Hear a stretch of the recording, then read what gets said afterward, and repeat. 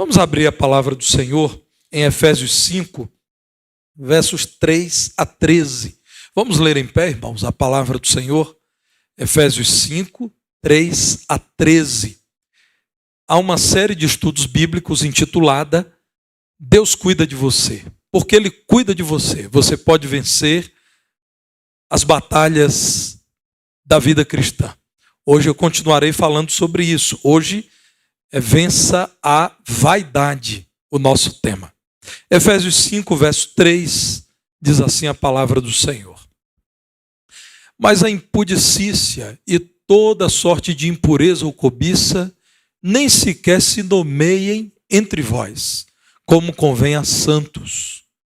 Nem conversação torpe, nem palavras vãs ou chocarrices, coisas estas inconvenientes, antes, pelo contrário, ações de graças. Sabei, pois, isto: nenhum incontinente ou impuro ou avarento que é idólatra tem herança no reino de Cristo e de Deus. Ninguém vos engane com palavras vãs, porque por essas coisas vem a ira de Deus sobre os filhos da desobediência. Portanto, não sejais participantes com eles. Pois outrora erais trevas, porém agora sois luz no Senhor. Andai como filhos da luz. Porque o fruto da luz consiste em toda bondade e justiça e verdade, provando sempre o que é agradável ao Senhor. E não sejais cúmplices nas obras infrutíferas das trevas, antes, porém, reprovai-as. Porque o que eles fazem em oculto, o só referir é vergonha. Mas todas as coisas, quando reprovadas pela luz, se tornam manifestas, porque tudo que se manifesta é luz. Podem assentar, irmãos.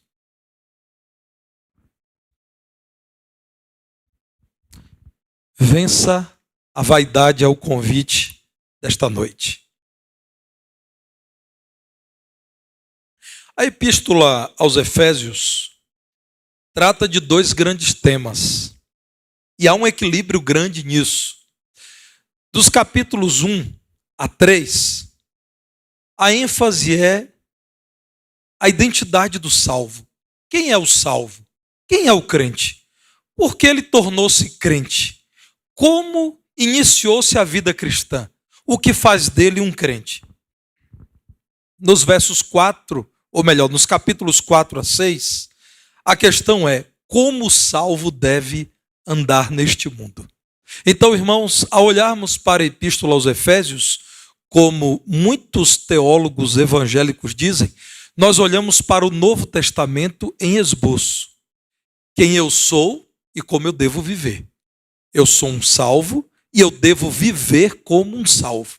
Nessa segunda parte, de onde extraí o texto que utilizamos dessa noite, ao tratar do procedimento do cristão nesse mundo mau, Deus usa o apóstolo Paulo para chamarem os salvos a vencerem a vaidade.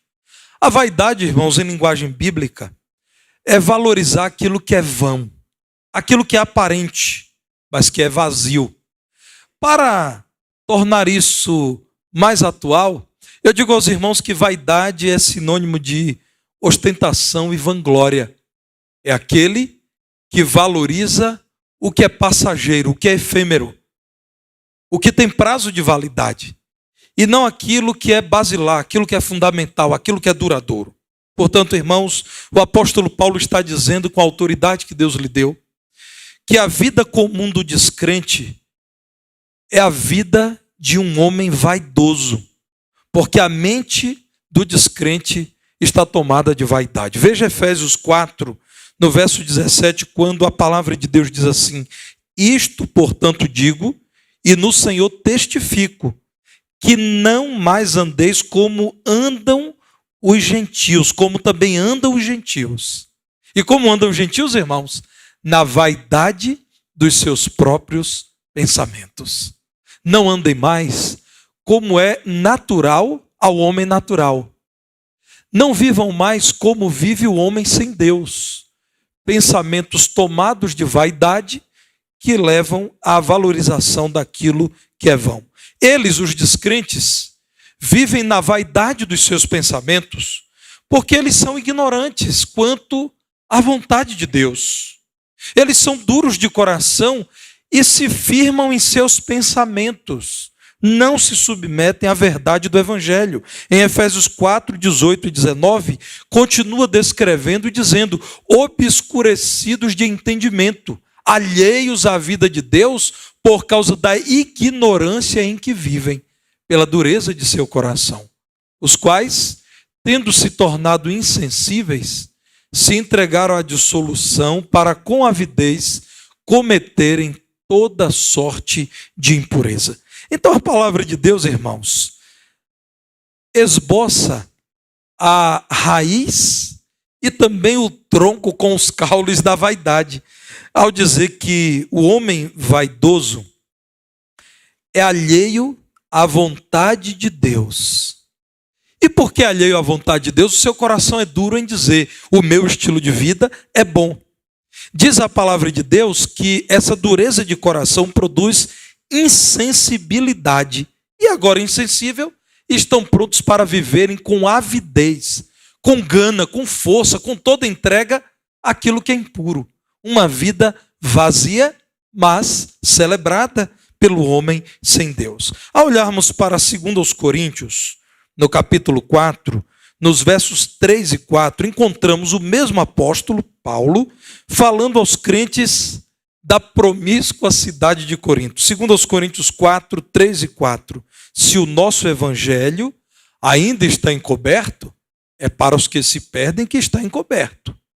Sabendo que, nos quais o Deus deste século cegou o entendimento dos incrédulos, para que lhes não resplandeça a luz do evangelho da glória de Cristo, o qual é a imagem de Deus. O evangelho está encoberto não para quem já foi habitado pelo Espírito Santo, é habitado pelo Espírito Santo, pelo Espírito é santificado e pelo Espírito é capacitado com uma mente renovada a viver uma vida nova em Cristo Jesus. Portanto, é para quem se perde que está encoberto o Evangelho, porque o Deus deste século, Satanás, cegou o entendimento dos incrédulos. Então, irmãos, a palavra de Deus está dizendo: nada de estranho em ver um descrente vivendo uma vida vã.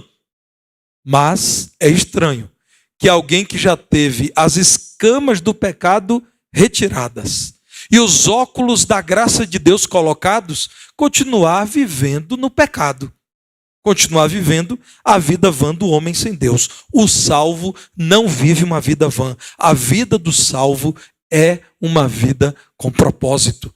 A vida do salvo é uma vida com boa direção, é uma vida segura. Vejam ainda, irmãos, em Efésios 4, o que nos dizem os versos 20 a 24, para que os irmãos entendam como Deus levou Paulo a criar a argumentação do capítulo 5 que nós lemos. No verso 20, Paulo diz: não foi assim que aprendestes a Cristo. Se é que de fato o tendes ouvido e nele fostes instruídos, segundo é a verdade em Jesus, no sentido de que, quanto ao trato passado, vos despojeis do velho homem, que se corrompe segundo as concupiscências ou as paixões, as vontades do engano, e vos renoveis no espírito do vosso entendimento, e vos revistais do novo homem, criado segundo Deus em justiça e retidão procedentes da verdade. O novo homem é santo. Aqui está um apelo à santidade. O novo homem não vive mais a vida vã do velho homem. A vida do crente não deve ser jogada fora. A vaidade é a característica de alguém que está perdendo a sua vida, está passando pela vida sem viver. Depois de dizer tudo isso, em Efésios 5:1, Paulo diz: sede, pois, imitadores de Deus como filhos amados. Não imitem o mundo, sejam santos e deem bom testemunho num contexto de devassidão e de desprezo à vontade de Deus. Isso, irmãos, é um apelo não apenas a Éfeso, maior cidade da Ásia naqueles dias, mas um apelo aos crentes que vivem em todas as cidades, em todas as épocas. Irmãos, eu estive lendo o comentário de Charles Spurgeon, que já morreu há alguns séculos, sobre esse texto. E eu ri quando ele disse assim: meus irmãos, não era somente em Éfeso que as pessoas viviam uma vida vã. A Londres do nosso tempo não é a cidade da vaidade? Meus irmãos, se comparássemos Londres dos dias de Spurgeon, séculos atrás, com a Belo Horizonte de hoje, o que é que diríamos, irmãos? Mas, irmãos, o que une tudo isso é o pecado. A pecaminosidade do homem faz com que não exista nada novo debaixo do céu. O homem de Éfeso, de 2000 anos atrás, o homem de Londres, de uns 3 séculos atrás, e o homem de hoje, sem Cristo, viverá uma vida vã. Quem venceu a vaidade é aquele que agora, habitado por Cristo, pôde ter os seus olhos abertos para uma nova vida. Meus irmãos, o cristão, por ter sido regenerado por Cristo, não vive mais com máscaras, não deve ter do que se envergonhar. A sua vida não é vazia, não é mais escravo das vaidades. Portanto, olhe para a palavra de Deus, receba o desafio que te é dado e no poder do Espírito vença a vaidade. A vaidade, segundo o apóstolo Paulo, se vê nos desejos carnais. E ele descreve, olhem para o verso 3, impureza sexual, consumismo e cobiça. Nós começamos a ler inicialmente esse versículo. E diz então, tudo isso nem se nomeie entre vós, não se fale, não se mencione, porque isso está tão distanciado daquele que foi regenerado por Cristo, que sequer deve ser alvo das nossas conversas. Nós lemos nessa noite, 1 de João, capítulo 2, versos 15 a 17, que eu entendo casar exatamente com o texto de Efésios. Em 1 de João 2,15, Deus usa o apóstolo João para dizer: não ameis o mundo, nem as coisas que há no mundo vão. Se alguém amar o mundo, o amor do Pai não está nele. Porque tudo que há no mundo, a concupiscência da carne, a concupiscência dos olhos e a soberba da vida, não procede do Pai. Tudo isso que está no mundo não procede do Pai, mas procede do mundo. Ora, o mundo passa, bem como a sua concupiscência. Aquele, porém, que faz a vontade de Deus permanece eternamente. Então, a vitória sobre a vaidade está na vitória sobre os desejos da carne que querem nos dirigir. Volto a dizer, a impureza sexual, o consumismo, o anseio por possuir coisas e a cobiça, o desejo de ser muito mais do que aquilo que você é. Isso, segundo a palavra de Deus, não convém a santos. Vejam, meus irmãos, no verso 5, quando a palavra do Senhor diz: nenhum incontinente ou impuro, ou avarento que é idólatra, tem herança no reino de Cristo e de Deus. O exemplo mais claro, irmãos, do que é a vaidade é a famosa festa, o famoso evento brasileiro chamado Carnaval. Eu sei que a pandemia foi muito ruim para todos nós. Mas, irmãos, eu já aprendi a buscar ver algo positivo em tudo. Se você conversar com a minha esposa sobre isso, ela vai te dizer que não é fácil estar casada com um otimista inveterado. E geralmente ela tem razão. Ela diz: não vai dar certo. Eu digo: claro que vai dar, já deu certo. Irmãos, eu sofro de uma crônica disposição ao otimismo. Inclusive, os líderes da igreja precisam ter muito cuidado comigo, porque eu sempre acredito que tudo vai dar certo. Irmãos, na pandemia, eu então disse: alguma coisa está dando certo na pandemia. Paramos com o carnaval. Algo inacreditável, irmãos.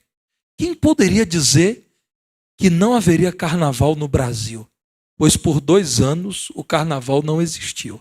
Apesar de toda a tristeza da pandemia, tivemos algum ganho, e uma parte do ganho foi a inexistência do carnaval. Para mim, como crente à época, foi motivo de gratidão a Deus, porque sempre se disse que o Brasil é o país do carnaval. E ficou provado, irmãos, que quando as coisas apertam, quando estamos diante de uma crise tenebrosa como aquela, carnaval não tem valor algum, é coisa vã, é vaidade. O que é o carnaval? Carnaval é sinônimo de vandalismo, sim. Não é o que a mídia dirá. Não é o que a indústria do entretenimento, do turismo dirá. Mas o carnaval é a festa do vandalismo, sim. É a festa do alcoolismo, tanto que é patrocinado por produtores de bebidas alcoólicas. É a festa da música ruim e imoral. Nesses tempos em que tudo tem sido relativizado, há quem não goste de ouvir isso, música ruim. Irmãos, existe música ruim. A música que incita a violência. E o que eu vejo no carnaval é, por exemplo, a violência contra a mulher sendo incitada, porque o corpo feminino é tido como um objeto descartável. A música que sensualiza crianças é música ruim. A música, irmãos, que utiliza palavras baixas, meus irmãos, tempos atrás eu estava com a minha filha voltando de um consultório odontológico, caminhando pelas ruas da cidade em que eu morava até pouco tempo, e havia uma caixa de som em frente a uma loja tocando músicas absurdas, irmãos, inaceitáveis. O que esperar de um país em que 10 horas da manhã um pai caminhando com uma filha de 12 anos de idade tem que ouvir as coisas que eu tive que ouvir? E naquele momento eu disse, minha filha, vamos mudar de rua, vamos conversar sobre outro assunto, porque é inaceitável, irmãos, ouvir aquele tipo de música. Carnaval é o evento da sensualidade, do apelo sexual sem limites. É o evento do barulho, das brigas e dos custos elevados para a população. Como é triste para mim saber que eu também pago pelo carnaval porque eu sou um contribuinte. Irmãos, há pessoas que abrirão a boca para dizer, eu não vivo sem o carnaval, porque ainda não conheceram Cristo. Uma vez conhecendo Cristo, vencerão os desejos carnais, desejos que atacam a mim e a você, todos nós. Mas em Cristo é possível vencer. Vencer a vaidade é vencer a linguagem pura, sim. No verso 4, irmãos, a palavra de Deus diz que não devemos ter uma conversação suja, torpe.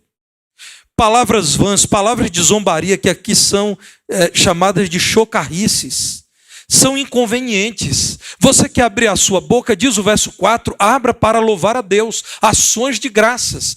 Pelo contrário, na boca do crente deve se encontrar ações de graças. A vida vã é vista na linguagem vã. Pessoas que abrem a boca para falar de obscenidades têm uma mente obscena. Que abrem a boca para falar, irmãos, de frivolidades, de impureza, de indecência, é porque a mente é assim. Porque a boca fala daquilo que está no coração. O coração está cheio, a boca é como a torneirinha do reservatório de água. Encheu de água, pela torneira começa a cair água. Conversa impura e piada de duplo sentido não convém a crentes, especialmente no trato com o sexo oposto, com o gênero oposto. Homens e mulheres precisam ter muito cuidado com aquilo que conversam. E aqui, irmãos, está a palavra de um pastor que está há muito tempo na estrada. Eu já tive que lidar com gente que confessou que o adultério começou numa ligação telefônica. Você acredita? Coisas essas inconvenientes. Agora veja o que diz o verso 6. Ninguém vos engane com palavras vãs. Por essas coisas, Deus se ira. Deus reprova a conversa vã. Porque o nosso Deus nos capacita a abrir a boca para abençoar, para proclamar o evangelho, para instruir, para influenciar positivamente. Quando dizemos, Senhor, não queremos nada disso, a nossa boca servirá para aquilo que é obsceno, impuro, indevido, imoral, para maltratar o outro, chocarrices, para humilhar, para praticar aquilo que é conhecido como bullying, fazer com que alguém seja lembrado por uma limitação física, por uma atitude indevida, por uma falha na vida. Aliás, em tempos de vidas expostas na internet, irmãos, como isso tem sido problemático. Verso 7, não sejais participantes com eles. Eu estava num culto como este, numa quinta-feira, na primeira igreja batista em Divinópolis, há muitos anos. Enquanto eu pregava, um jovem casal chegou e aquela moça chorava muito. E eu lembro que um acolhedor da igreja conduziu o casal, colocou ali no último banco, e o culto continuou, e aquela menina chorava copiosamente, aquela jovem. E ele então a abraçava e tentava consolá-la, e de repente ela começou a se acalmar, e se acalmou um pouco mais, e ao final do culto, todos saíram, eles ficaram para conversar comigo. Aquela menina, 15 minutos antes de entrar no templo da PIB, que fica numa das principais avenidas da cidade, uma movimentada avenida, ela tentou tirar a própria vida se jogando na frente de um veículo, que pela graça de Deus conseguiu desviar e não a matou. Ela e o namorado estavam vindo da Delegacia de Proteção à Mulher. Um ex-namorado dela a filmou no momento em que ela estava despida e colocou aquilo na internet, irmãos. E o pai dela viu, e os primos viram. E ela desejou a morte, o novo namorado dela, então a levou até a delegacia. E o que eles me disseram é que à época na delegacia foi dito, olha, você consentiu, você quis, você autorizou, então não há muito o que fazer. Então, quando eles estavam voltando da delegacia para o ponto de ônibus que ficava em frente à igreja, ela soltou das mãos do namorado e se jogou em frente a um carro. Meus irmãos, essa linguagem vã da internet, impura, quando fazemos de conta que podemos dizer qualquer coisa em relação ao outro, a palavra de Deus diz, não participem disso. Eu exorto os irmãos a que não digam coisas acerca do outro pela internet, a não ser que seja para elogiar mesmo, para valorizar. Para parabenizar pelo aniversário. Resistam, irmãos, em responder, em debater, em cutucar pela internet. Nós estamos como que numa arena mundial, o mundo inteiro nos vendo. E eu aprendi isso, irmãos, quando há muitos e muitos anos eu fiz uma postagem sobre a igreja perseguida. Pus numa rede social, olha, a igreja está sendo perseguida, ore pela igreja perseguida.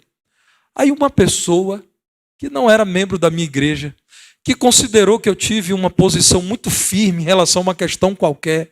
Queriam porque queriam que na primeira igreja batista acontecesse algo. E eu disse, como pastor, não vai acontecer, porque isso não convém, isso não é correto. Essa pessoa então entrou lá na minha postagem e disse, pois é, temos que orar mesmo por quem persegue os cristãos. Inclusive aqui, pastores que ficam perseguindo outras pessoas. Foi a oportunidade que ele teve para me chamar de perseguidor, porque eu disse que um determinado evento com um determinado líder poderia acontecer no lugar que as pessoas que eram envolvidas com aquele movimento quisessem realizar, mas no Templo Batista não aconteceria. Então, nessa época, eu aprendi, meus irmãos, que a gente não deve tentar explicar nada, porque eu tentei explicar, eu disse, meu irmão, eu estou falando de perseguição ao Evangelho, igrejas sendo queimadas, cristãos sendo mortos. Se o irmão tem alguma dificuldade, me procure, vamos conversar pessoalmente. Mas, irmãos, eu desisti, porque na internet não dá para acontecer. Irmãos, não sejais participantes com eles. A minha sugestão a você é, se alguém entra lá, numa rede social sua, e te critica e te humilha, clique lá num X assim que você apaga tudo, desfaz lá aquela conexão. Não dê corda para isso. Não sejais participantes com eles. Linguagem vã. Há muitos anos, irmãos, eu vi uma esposa de pastor postar acerca de uma mulher que estava na política, ela não concordava com ela, eu também não. Eu nunca votei naquela pessoa. Mas ela a chamou por uma palavra indevida, irmãos. Na internet ele disse, essa mulher é uma, e aí a associou a um determinado animal. Deu um tom pejorativo. Eu nunca votei naquela pessoa. Mas eu não posso concordar que um cristão vá à internet e chame um político do qual discorda daquele jeito. Por exemplo, irmãos, como eu vejo alguns crentes fazerem, se referirem a algum político com o qual não concordam por um defeito físico. Isso está errado, irmãos. Um crente em Jesus não deveria fazer isso. O crente em Jesus deveria dizer, não concordo, não voto, não votem nele ou nela, mas falar de um defeito físico, irmãos, de uma pessoa com quem não concordamos, isso não está correto. Não sejais participantes com eles. Além dos desejos carnais e da linguagem impura, devemos vencer o comportamento reprovável. Versos 8 a 10. Erais trevas, agora sois filhos da luz. Não sejais cúmplices, verso 11, nas obras infrutíferas das trevas. E o apelo é: reprovai-as. Vençam, digam não, resistam. No passado, o comportamento impuro era natural. Irmãos, o homem sem Deus passa aqui em frente, como eu vi outro dia, em frente a esse templo, parecendo um pavão e achando que está maravilhoso. Um homem, coitado, passou aqui em frente. Eu não sabia, irmãos, se eu tivesse que falar com ele, como chamar. Eu não sabia como me dirigir. Todo enfeitado, rebolando. Eu disse, meu Deus, que coisa. O que o pecado é capaz de fazer com um cabra desse, né? Mas, irmãos, a palavra de Deus nos diz que isso é natural ao homem sem Deus. Eu não deveria me surpreender. Eu devo me surpreender se um cristão pratica aquilo que é reprovável, um comportamento impuro. O comportamento impuro é inaceitável ao salvo. Não devemos nos associar àquilo que está associado à velha vida. Devemos nos dissociar da velha vida. Isaías capítulo 29, verso 15, é um texto precioso. E como a Bíblia explica a Bíblia, precisamos ler. Isaías 29, 15. Ai dos que escondem profundamente o seu propósito do Senhor, e as suas próprias obras fazem às escuras e dizem, quem nos vê, quem nos conhece? Ou porque estou atrás de um perfil falso na internet, ou porque estou distante de Belo Horizonte, onde parece que ninguém me vê, ou porque eu estou no lugar em que me sinto protegido. Eu era criança e eu fui com os meus pais e meus irmãos para a nossa cidade natal, que é uma cidade turística lá no sul da Bahia. Meus irmãos, que aperto meus pais passaram. Estávamos lá, irmãos, olhando o rio Una, que é o rio que corta a cidade de Valença, vendo os barcos, esperando o nosso acarajé ficar pronto. E de repente meu pai me puxou, como diz o bom mineiro, minha mãe nos catou e disse, vamos sair daqui. E nós não entendemos aquilo, o que é que aconteceu? E meu pai andando, depois eu explico, e minha mãe dizendo, ó, todo mundo olhando para frente, ninguém olhar para trás. Lá na frente minha mãe disse, o nosso vizinho estava com outra mulher ali no porto, eu não queria que ele nos visse. Imagine, irmãos, 175 quilômetros de distância. O que aquela pessoa pensou? Aqui eu posso fazer o que eu quero. Na época nós não tínhamos celular na mão, eu era criança, não dava nem para tirar uma foto, né? Mas minha mãe não deixaria, não. A minha mãe está nos acompanhando agora no culto e eu acredito que ela vai lembrar bem disso, né? Não olha, corre, gente, não vê, porque o vizinho está com outra mulher aqui. Meus irmãos, a palavra de Deus diz que isso é natural, ao descrente. Ao crente não. A vida do crente deve ser uma vida sem temor, porque não é uma vida vã. A vida do crente é uma vida com propósito, é a vida na verdade, é a vida na justiça. O que Isaías está dizendo é, não façam como aquele que diz, quem está me vendo, quem me conhece, eu estou em outro lugar. Irmãos, voltando a Efésios 5, o que Paulo está dizendo da parte de Deus é, a nossa vida agora é a vida de filhos da luz. Verso 9, o fruto da luz consiste em toda bondade, justiça e verdade. Devemos condenar o estilo de vida que é condenável aos olhos do nosso Deus. Verso 12, o que eles fazem oculto, o só referir é vergonha. Você já notou que no carnaval as pessoas ficam fantasiadas? Elas se escondem? Diz a palavra de Deus que o que fazem, aqueles que vivem uma vida vã, uma vida sem propósito, o que fazem em oculto, falar é vergonhoso. Até falar, até mencionar. Paulo parafraseia então, finalizando no verso 13 e também no verso 14, parafraseia Isaías 60, verso 1, que é muito conhecido pelas mensageiras do rei. Isaías capítulo 60, no verso 1, está aí aquele texto que o apóstolo Paulo irá utilizar, finalizando o texto que nós acabamos de ler, e diz assim, dispõe-te e resplandece, porque vem a tua luz, e a glória do Senhor nasce sobre ti. Em Cristo, irmãos, não devemos ter nada a esconder, Porque a nossa vida não é mais a vida vã. Não é mais a vida na vaidade. Pelo contrário, devemos iluminar o mundo com a nossa fé e o nosso testemunho.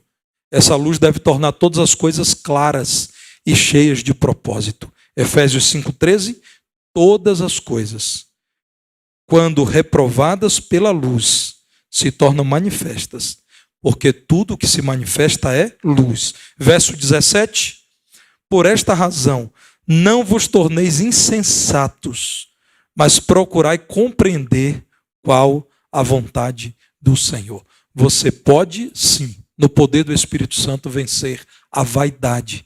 Deus não te criou novamente em Cristo Jesus para que você viva uma vida vã. A vida vã é a vida de quem se entregou aos desejos da carne. É a vida de quem usa linguagem impura. É a vida de quem se comporta de modo reprovável.